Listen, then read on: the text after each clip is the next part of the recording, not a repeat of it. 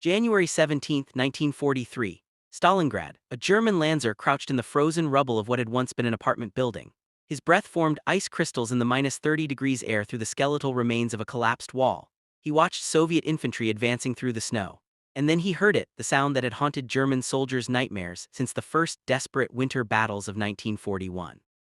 Not the crack of rifle fire, not the methodical bursts of a machine gun, but something else entirely. A ripping, tearing sound like canvas being shredded at impossible speed. The distinctive roar of the PPSh-41 submachine gun firing 900 rounds per minute from its 71-round drum magazine. The sound meant death was coming. Fast, overwhelming, inescapable. The psychological impact of that sound cannot be overstated.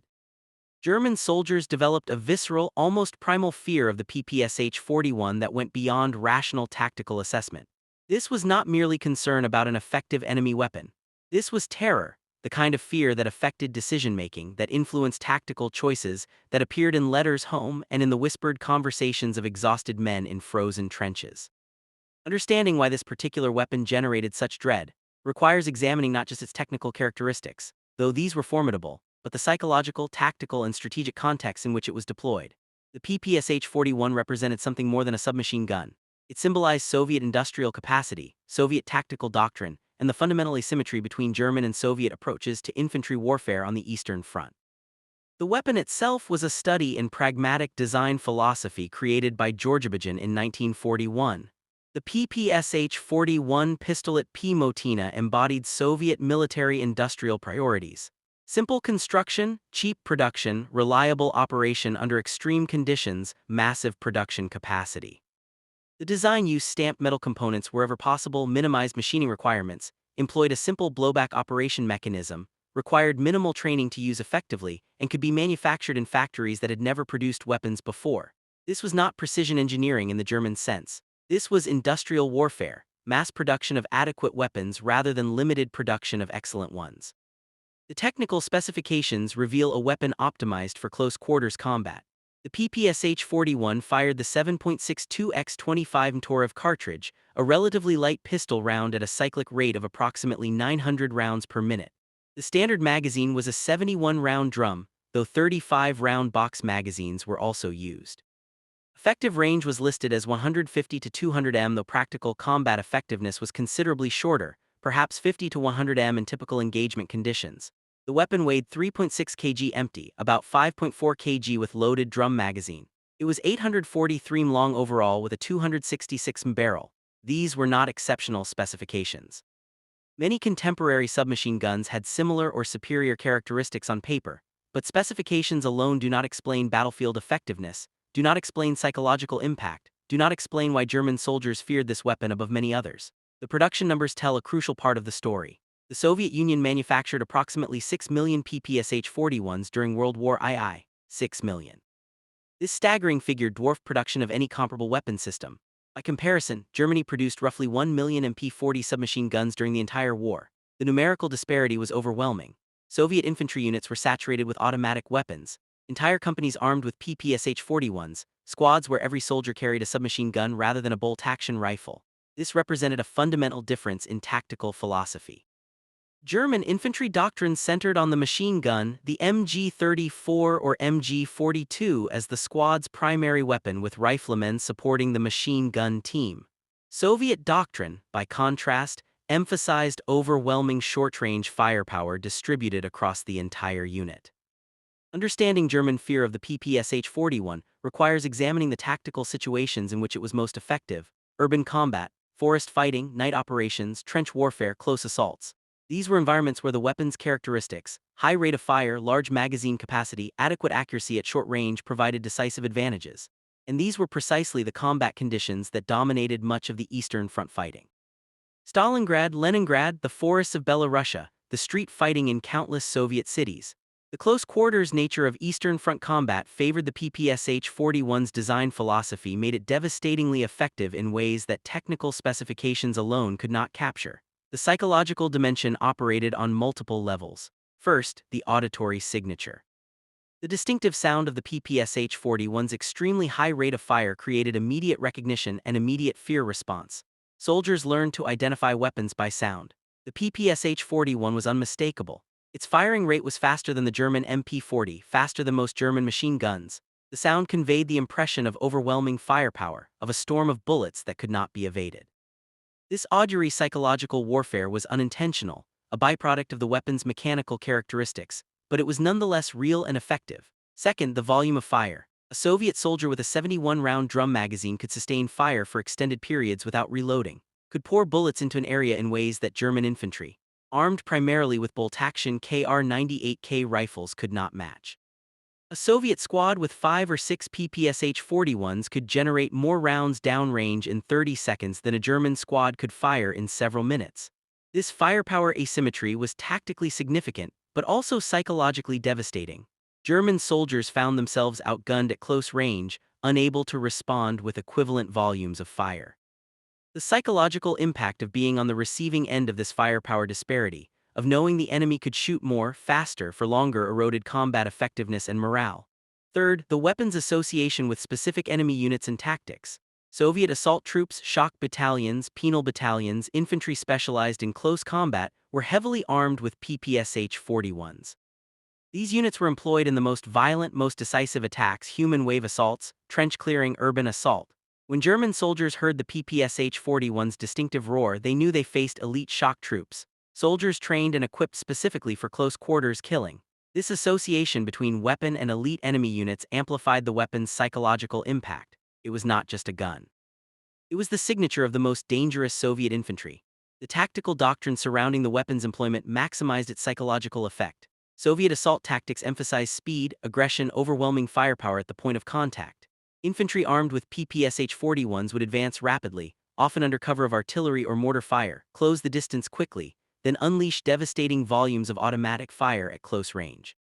The tactics exploited the weapon's strengths: high rate of fire, large magazine capacity, effectiveness in close combat while minimizing its weaknesses, limited accuracy at range, heavy ammunition consumption. The result was assault tactics that were psychologically overwhelming. German defenders faced enemies advancing quickly, closing to close range, then suddenly producing sustained automatic fire from multiple weapons simultaneously. The winter warfare context amplified the weapon's advantages in the frozen forests and snow-covered steppes of the Russian winter. Engagement ranges were often short, visibility was limited. Combat frequently occurred at ranges where the PPSh-41 was most effective.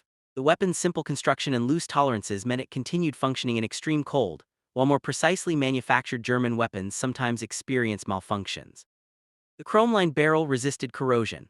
The simple blowback mechanism had few parts to freeze or malfunction. Soviet soldiers learned to maintain their weapons in field conditions, keep them functioning despite mud, snow, extreme temperatures. This reliability in harsh conditions was tactically valuable and psychologically significant to German soldiers who sometimes found their own weapons failing in the same environments. The ammunition supply considerations reveal another dimension of Soviet-German asymmetry. The 7.62x25 Mtuk cartridge was standard across multiple Soviet weapons. The PPSh-41, the TT-33 pistol, earlier submachine gun models. This standardization simplified logistics. Soviet supply system could focus on producing and distributing one pistol caliber cartridge in massive quantities. By contrast, German forces used multiple cartridge types: 9x19 Parabellum for submachine guns and pistols, 7.92x57 Mauser for rifles and machine guns, various other specialized rounds. The Soviet logistical advantage meant PPSh-41 ammunition was generally available. Units could maintain high rates of fire without ammunition shortages limiting their tactical effectiveness. German soldiers' practical experience with captured PPSh-41s provides revealing insights. German forces regularly captured Soviet weapons, often put them into German service. The PPSh-41 was among the most frequently appropriated Soviet weapons. German soldiers who could obtain one often preferred it to the issued MP-40. This preference reveals much about the weapon's practical effectiveness. German infantry, given choice between their own submachine gun and the Soviet weapon, frequently chose the Soviet weapon. The larger magazine capacity was particularly valued. The MP-40 used 32-round magazines. The PPSh-41's 71-round drum provided more than double the ammunition capacity in close combat. This difference could be decisive. The German military officially recognized the weapon's value. Designated captured PPSh-41s as MP-41R, the R indicating Soviet origin, issued them to German troops, modified some to accept standard 9 German ammunition by replacing the barrel and magazine. These conversions, designated MP-41R, were produced in significant numbers. The fact that German ordnance authorities invested resources in converting captured Soviet weapons to German caliber demonstrates the weapon's perceived value. This was not standard practice for most captured weapons. The PPSh-41 was different, sufficiently effective that systematic effort was made to integrate it into German forces. The comparative analysis with German small arms illuminates the tactical philosophy differences. The German MP-40 was an excellent submachine gun, well-designed, accurate, reliable, but it embodied different design priorities. It was relatively expensive to manufacture, required skilled labor, used machine components, emphasized precision and quality, was produced in limited numbers relative to German infantry requirements. Most German infantry carried bolt-action rifles. Only specialized troops, squad leaders, vehicle crews, officers typically received submachine guns. This reflected German tactical doctrine. Infantry squads built around machine guns with riflemen providing supporting fire. Submachine guns were specialized weapons, not general-issue infantry arms. Soviet doctrine was fundamentally different. The PPSh-41 was intended for mass distribution, for equipping entire units with automatic weapons. The design philosophy emphasized quantity and adequacy over limited quantities of excellence. Soviet industry could produce 6 million PPSh-41s because the design was optimized for mass production. German industry could not match these numbers with the MP-40 because the MP-40 was not designed for such production volumes. This represented divergent industrial strategies, divergent tactical philosophies, divergent approaches to infantry warfare. The Soviet approach proved more effective in the specific conditions of the Eastern Front. The combat effectiveness studies based on after-action reports, casualty analyses, tactical assessments consistently showed the PPSh-41 was highly effective in its intended role. Soviet units armed with PPSh-41s in close combat situations achieved better casualty ratios than units armed primarily with rifles. The weapon's firepower advantage at close range was measurable, quantifiable, not merely psychological. German after-action reports frequently noted the devastating effectiveness of Soviet automatic weapons in close combat, recommended increased distribution of German submachine guns and assault rifles to counter this firepower disadvantage. These recommendations were not always implemented. German industry could not match Soviet production volumes. German tactical doctrine was slower to adapt, but the recognition of the problem was clear in military assessments. The weapon's impact on German tactical decision-making was significant. German commanders learned to avoid close-quarters combat with Soviet infantry, when possible to use superior German artillery, armor and machine gun firepower to engage at longer ranges where German weapons held advantages. This was sound tactical adaptation, but it also meant German forces were often constrained in their tactical options, could not always choose engagement conditions. When forced into close combat in urban warfare, in forests, in night actions, German infantry faced Soviet opponents with significant firepower advantages. This tactical constraint shaped operational planning, influenced decisions about where to attack or defend, affected the entire character of infantry operations on the Eastern Front. The propaganda and information warfare dimensions cannot be ignored. Soviet propaganda emphasized the PPSh-41 as symbol of Soviet industrial might and military effectiveness. Photographs of Soviet soldiers armed with the weapon appeared in newspapers, posters, newsreels.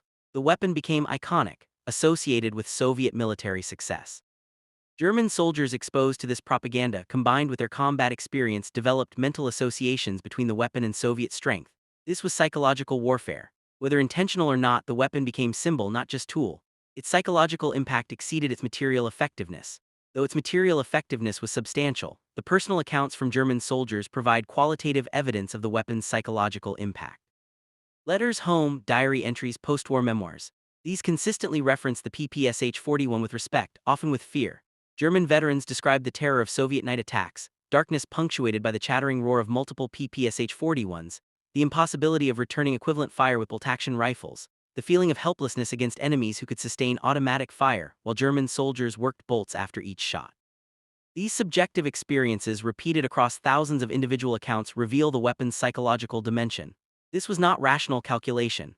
This was visceral fear based on repeated traumatic experiences. The night combat context deserves particular emphasis. Soviet forces frequently attacked at night, used darkness to close distance, negate German advantages in artillery support and armor coordination in night combat. The PPSh-41's advantages were magnified. Its high rate of fire allowed Soviet soldiers to saturate areas with bullets even without clear targets.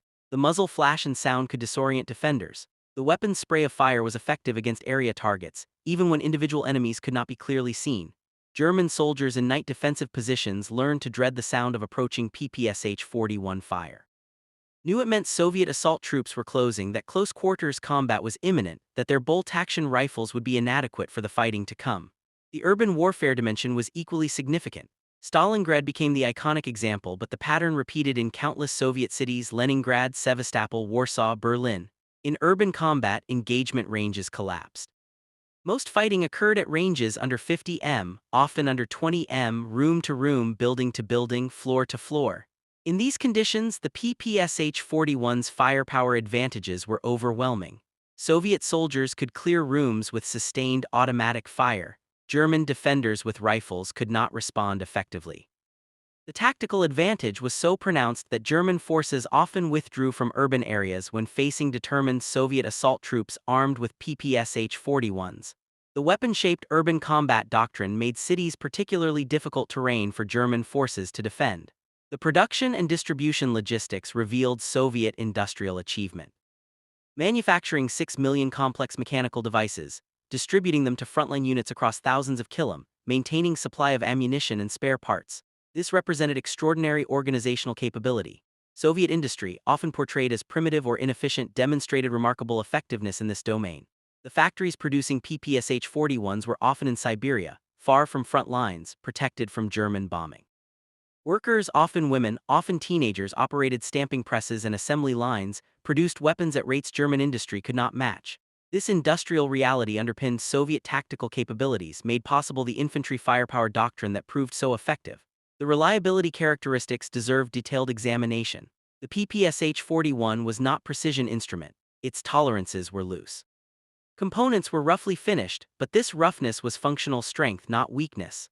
Loose tolerances meant dirt, mud, sand, snow could not jam the action as easily. The weapon continued functioning in conditions that disabled more precisely manufactured weapons. The chromeline barrel resisted corrosion and wear. The simple blowback action had few moving parts to break or malfunction. Soviet soldiers in field conditions, often without proper cleaning supplies, often in extreme weather, found the weapon reliably functional. This reliability was tactically crucial. A weapon that works imperfectly is more valuable than a perfect weapon that does not work. German soldiers recognized this, envied the robust simplicity of Soviet weapon design. The tactical flexibility the weapon provided Soviet commanders was significant. Units armed with PPSh-41s could transition rapidly between defensive and offensive operations, could respond quickly to tactical opportunities, could exploit breakthroughs with aggressive pursuit. The weapon's firepower made Soviet infantry dangerous in fluid combat situations. German forces often achieved tactical surprise, broke through Soviet lines only to find Soviet units armed with PPSh-41s could rapidly counterattack, could exploit German flanks, could turn German victories into costly stalemates. This tactical flexibility, this ability to respond aggressively with infantry firepower, changed the character of combat on the Eastern Front. The comparison to German late-war assault rifles is instructive. The Sturm 44, sent G-44 introduced in 1943, represented German attempt to create similar infantry firepower. An automatic weapon with longer effective range than submachine guns but lighter than machine guns. The STG-44 was technically superior to the PPSh-41 in most respects. Longer effective range, better accuracy, more versatile. But it was introduced too late, produced in insufficient numbers. Approximately 450,000 were manufactured. Less than 1/10th the PPSh-41 production, and it arrived when Germany was already losing. The Soviet Union had equipped millions of soldiers with automatic weapons by 1943. Germany was still trying to distribute its new assault rifle to select units in 1945. The timing and scale differences were decisive. The post-war influence of the weapon is historically significant. The PPSh-41 influenced submachine gun design globally. Its emphasis on mass production, simple construction, high magazine capacity. These design principles appeared in post-war weapons worldwide. The Chinese Type 50 was essentially a direct copy. North Korean and North Vietnamese forces used the weapon extensively in later conflicts. The design philosophy, adequate weapons in massive quantities, influenced Soviet military-industrial thinking for decades. The AK-47, developed shortly after the war, embodied similar principles: simple construction, robust reliability, mass production capacity. The philosophical continuity from PPSh-41 to AK-47 represents one of the weapon's lasting legacies. The strategic implications extended beyond tactical firefights. The PPSh-41 enabled Soviet military operations that might otherwise have been impossible, offensive operations requiring aggressive close combat. Urban warfare requiring building by building fighting, night operations requiring firepower superiority. The weapon made these operations feasible, made Soviet tactical doctrine practical without the PPSh-41. Soviet infantry would have faced German forces with significant firepower disadvantages. Casualties would have been higher, offensive operations more difficult. The weapon's strategic value, its contribution to Soviet military effectiveness exceeded what might be expected from a submachine gun. This was force multiplier, capability enabler, strategic asset disguised as simple infantry weapon. The German attempts to counter the weapon reveal its impact. Beyond adopting captured weapons, Germans developed tactical countermeasures, emphasized longer-range engagement when possible, increased distribution of machine guns to infantry squads, developed doctrine for fighting Soviet assault troops. These adaptations were reactive responses to Soviet capabilities built around the PPSh-41. The need for adaptation itself demonstrates the weapon's effectiveness. Opponents do not adapt doctrine to counter ineffective enemy weapons. The German response validated Soviet design choices, confirmed the weapon's tactical significance. The mythology that developed around the weapon is itself historically interesting.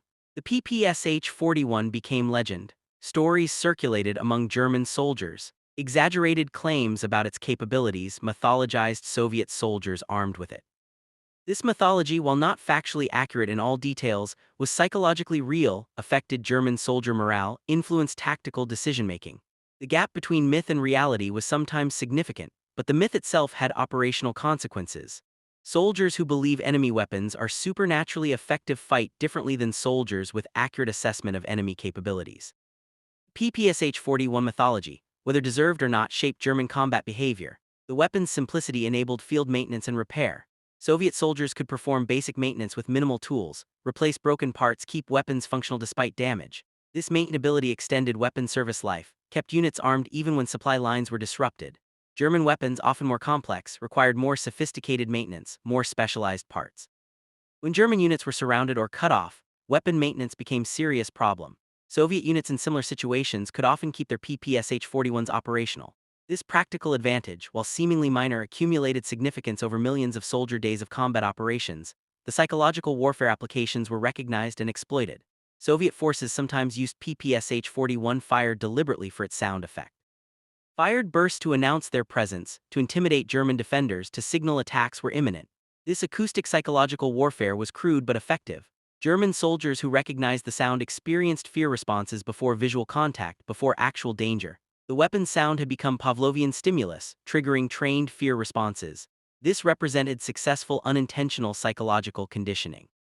The repeated association of the weapon's sound with traumatic combat experiences created automatic psychological responses that affected German combat effectiveness. The economic dimensions deserve consideration. The PPSh-41 cost approximately 70 rubles to manufacture, required approximately 5.6 hours of machine time. By comparison, a bolt-action rifle cost more and required more production time. The economic efficiency of producing automatic weapons more cheaply than bolt-action rifles was a remarkable achievement. Soviet industry had inverted the normal cost structure, made the supposedly advanced technology automatic weapons cheaper than traditional technology. This economic transformation enabled the mass distribution strategy, made it financially feasible to arm millions of soldiers with automatic weapons. The economic innovation was as significant as the technical design. The training implications showed Soviet pragmatism. The PPSh-41 could be taught quickly. Basic operation required minimal instruction, point-pull trigger. The weapon's simplicity meant conscripts, often poorly educated, often from rural backgrounds with limited technical experience, could be trained to effective proficiency rapidly. German weapons often required more extensive training, more understanding of mechanical operation. The Soviet ability to rapidly train replacement soldiers on the PPSh-41 supported their operational tempo, allowed rapid unit reconstitution after losses, maintained combat effectiveness despite heavy casualties and high personnel turnover. The morale effects on Soviet soldiers deserve attention. Carrying a weapon they knew was feared by the enemy boosted Soviet morale. Soldiers armed with PPSh-41s felt better equipped, more confident, more capable. This psychological advantage for the weapon's users mirrored the psychological disadvantage it imposed on German opponents. The weapon served dual psychological function, boosting Soviet confidence while undermining German morale. This dual psychological impact multiplied its tactical effectiveness beyond purely material considerations. The comparison to American submachine gun doctrine illuminates alternative approaches. American forces used the Thompson submachine gun, and later the M3 grease gun in smaller numbers than Soviet PPSh-41 distribution. American doctrine emphasized combined arms, air power, artillery armor support. Automatic infantry weapons were important but not central to tactical philosophy. Soviet doctrine by necessity and choice emphasized infantry firepower as primary combat capability. This reflected different industrial capabilities, different strategic situations, different military philosophies. Neither approach was inherently superior, but in the specific conditions of the Eastern Front, the Soviet approach proved effective.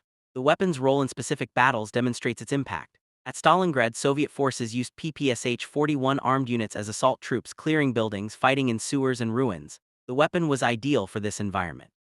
At Kursk, Soviet infantry armed with PPSh-41s defended against German armor and infantry attacks. The weapon's high rate of fire was effective against German infantry supporting armor advances in the later Soviet offensives. 1944 to 1945, PPSh-41 armed units spearheaded advances. Exploited breakthroughs, maintained offensive momentum. The weapon appeared at critical points in major operations. Not coincidentally, its tactical characteristics made it valuable precisely in the situations that decided battles. The cultural memory of the weapon persists in Russia and former Soviet states. The PPSh-41 appears in war memorials, museums, films, popular culture. It symbolizes Soviet resistance and eventual victory. This cultural significance reflects the weapon's actual historical importance. Symbols resonate when they represent genuine historical realities. The PPSh-41's symbolic status derives from its tactical effectiveness, its ubiquity in Soviet forces, its association with Soviet military success. The cultural memory preserves accurate historical assessment. The weapon was important. Its symbolic treatment reflects this importance. The technical evolution from PPSh-41 to later Soviet weapons shows institutional learning. The PPS-43 developed as simplified emergency weapon during Leningrad siege use stamped construction even more extensively, was cheaper and faster to produce, but lacked the PPSh-41's magazine capacity and had somewhat lower rate of fire. Design evolution shows Soviet designers understood the trade-offs, continued seeking optimal balance between production cost, tactical effectiveness, reliability. The PPSh-41 represented a particular point in this evolution, not perfect but highly effective for its historical moment. The weapon's performance in various climate zones shows its versatility. It functioned in the Arctic conditions of the northern fronts, in the temperate zones of central Russia, in the southern steppes. This environmental versatility reflected robust design. The weapon was not optimized for any single environment but adequate for all. This contrasted with some German weapons that performed excellently in temperate conditions but experienced difficulties in extreme cold or desert conditions. Soviet design philosophy emphasized universal adequacy over specialized excellence. The PPSh-41 embodied this philosophy successfully. The logistic